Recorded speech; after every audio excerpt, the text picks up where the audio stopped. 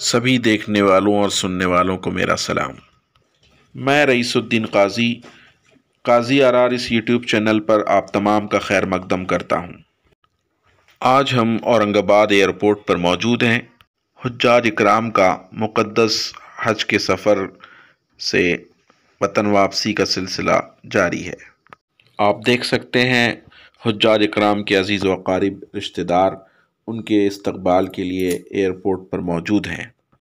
مراٹھواڑہ اور ودربھا کے مختلف اضلاع کے حجاج اکرام مقدس سفر حج کے بعد مدینہ منورہ سے اورنگ آباد ایئرپورٹ پہنچ چکے ہیں۔ حجاج اکرام اپنا سامان کلیکٹ کرنے کے بعد ایئرپورٹ سے باہر آئیں گے۔ اورنگ آباد ضلعی حج کمیٹی کے ذمہ داران خدمتگار ایئرپورٹ پر موجود ہیں تاکہ حجاج اکرام کو کسی طرح کی کوئی پریشانی نہ ہو۔ جگہ جگہ پر بیریگیڈز لگائے گئے ہیں تاکہ حجاج اکرام کو ہجوم سے بچاتے ہوئے ایئرپورٹ سے باہر لایا جا سکے۔ آپ دیکھ رہے ہیں حجاج اکرام ایئرپورٹ سے باہر آنا شروع ہو چکے ہیں۔ خدمتگار حجاج اکرام کے لگیج کو ساتھ اپنے لے جاتے ہوئے اللہ تعالیٰ ان کے صدقے ہمیں بھی حج کی سعادت نصیب فرمائیں۔